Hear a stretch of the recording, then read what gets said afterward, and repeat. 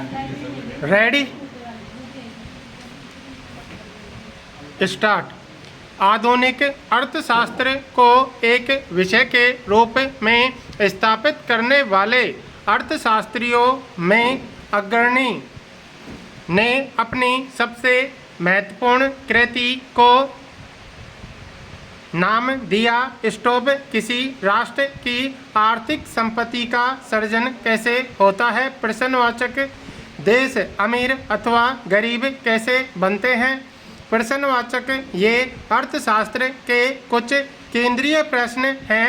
प्रश्नवाचक। ऐसा नहीं है कि जिन देशों को खनिज अथवा वन अथवा अधिक उपजाऊ भूमि जैसी प्राकृतिक संपदा उपहार स्वरूप प्रकृति से प्राप्त हुई है, वे देश प्राकृतिक रूप से सबसे धनी हैं। स्टॉप। वास्तव में संसाधन संपन्न अफ्रीका और लैटिन अमेरिका विश्व के सबसे गरीब देश हैं, जबकि अनेक समृद्ध देशों के पास कोई प्राकृतिक संपदा नहीं है। स्टॉप। एक समय था, जब प्राकृतिक संसाधनों के कब्जे को सबसे महत्वपूर्ण माना जाता था, लेकिन तब भी उत्पादन प्रक्रम के द्वारा संसाधन का रूपांतरण होता था। स्टॉप। आर्थिक संपत्ति अथवा किसी देश के धनी होने के लिए उसके पास केवल संसाधनों का होना आवश्यक नहीं है, मुख्य बात यह है कि इन संसाधनों का उपयोग कैसे किया जाए जिससे उत्पादन का प्रवाह उत्पन्न हो तथा उस प्रक्रम से कैसे आय और संपत्ति का सृजन किया जाए। स्टॉप। आइए अब उत्पादन के इस प्रवाह पर विचार कीजिए। स्टॉप। उत्पादन के इस प्रवाह की उत्पत्ति कैसे होती है? प्रश्नवाचक।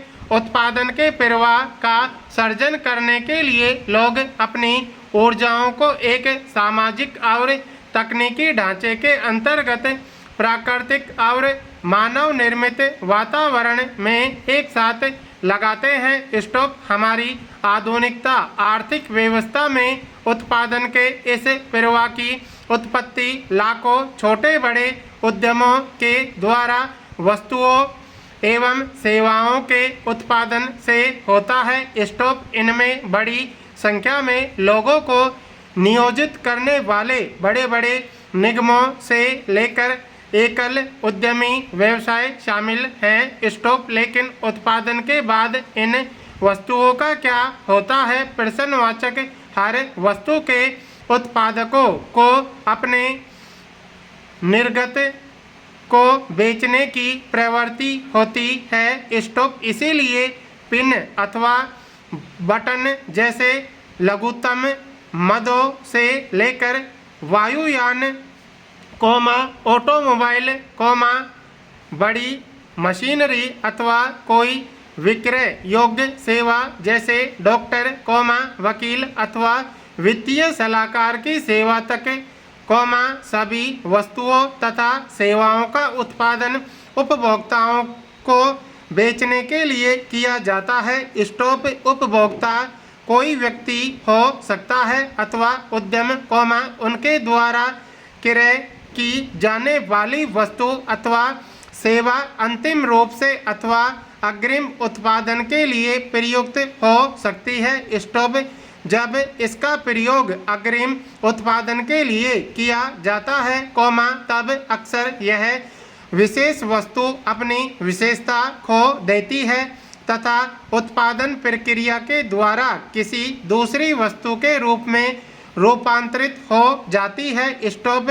कपास उत्पादन किसान धागा तैयार करने वाली मिल को कपास बेचते हैं, जहां कपास से धागे तैयार किए जाते हैं, इन धागों को कपड़ा मिल को विक्रय किया जाता है जहां उत्पादन प्रक्रम के द्वारा इसका रूपांतरण कपड़े में होता है तथा इस कपड़े को अन्य उत्पादन प्रक्रम के द्वारा पहनने योग्य कपड़े में रूपांतरित किया जाता है। स्टोव अब यह कपड़ा उपभोक्ताओं को अंतिम उपयोग हेतु विक्रय के लिए तैयार होते हैं। स्टोव अतः वस्तु की ऐसी मद या प्रकार जिनका अंतिम उपयोग उपभोक्ताओं के द्वारा होता है, अर्थात जिन्हें पुनः उत्पादन प्रक्रम के किसी चरण से गुजरना नहीं पड़ता है अथवा जिनमें पुनः कोई परिवर्तन नहीं होता है, उन्हें अंतिम वस्तु कहते हैं। स्टोव इसे हम अंतिम वस्तु क्यों कहते हैं? प्रश्नवाचक, क्योंकि एक बार इनका विक्रय होने के बाद यह सक्रिय आर्थिक प्रवाह से बाहर हो जाता है। स्टोव अब किसी भी उत्पादक के द्वारा इसमें कोई बदलाव नहीं किया जाएगा। स्टोव यद्यपि अंतिम क्रेता के द्वारा रूपांतरण किया जा सकता है। स्टोव वस्तुतः कई अंतिम वस्तुएं ऐसी होती हैं, जिनका उपभोग के दौरान रूपांतरण होता है। स्टोव अतः चाय पत्ती का उपभोग हम उसी रूप में नहीं करते, जैसा कि हम खरीदते हैं, बल्कि इसका उपयोग पेय चाय के रूप में होता है। स्टोव जिसका उपभोग किया जाता है। स्टोव इस तरह हमारे रसोई घर में प्राय भोजन पकाने के प्रक्रम के माध्यम से कच्चे खाद्य पदार्थ को खाने योग्य बनाया जाता है। स्टोव किंतु घर में भोजन पकाने का कार्य आर्थिक कार्यकलाप के अंतर्गत नहीं आता है, यद्यपि उत्पादन के रूप में इसमें परिवर्तन होता है। स्टोव घर में बनाया गया भोजन बाजार में विक्रय हेतु नहीं जाता है, यद्यपि यदि इसी प्रकार के भोजन बनाने या चाय बनाने का काम किसी जलपान गृह में किया जाए, जहाँ की इन पकाए गए पदार्थों का विक्रय उपभोक्ताओं को किया जाता है, तब वही मद जैसे कि चाय पत्ती अंतिम वस्तु कहलाएंगी तथा आगतों के रूप में गिनी जाएंगी।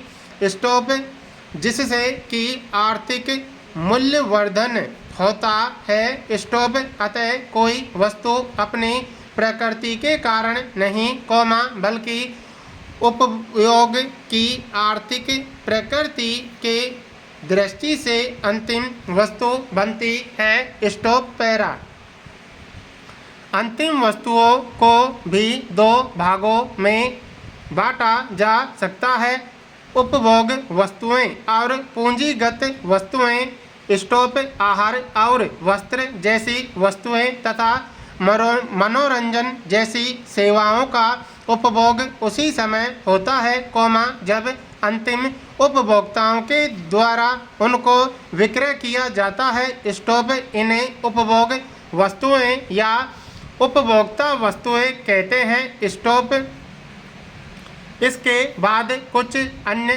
प्रकार की भी वस्तुएं होती हैं, जो टिकाऊ प्रकृति की होती हैं और उत्पादन प्रक्रम में उनका प्रयोग होता है। स्टोव ऐसी वस्तुओं में औजार, उपकरण और मशीन आते हैं। स्टोव यद्यपि अन्य साध्य, वस्तुओं का निर्माण तो करते हैं, लेकिन उत्पादन प्रक्रम में इनके खुद के रूप में कोई परिवर्तन नहीं होता है। स्टोव ये अंतिम वस्तुएं भी हैं, किंतु यहाँ अंतिम रूप से उपयोग की जाने वाली अंतिम वस्तु नहीं है। स्टोव ऊपर हमने जिन अंतिम वस्तुओं की चर्चा की है, उनसे विभिन्न ये किसी भी उत्पादन प्रक्रम का निर्णायक आधार होती हैं, जिससे उत्पादन में मदद मिलती है और उत्पादन संभव हो पाता है। स्टोव इन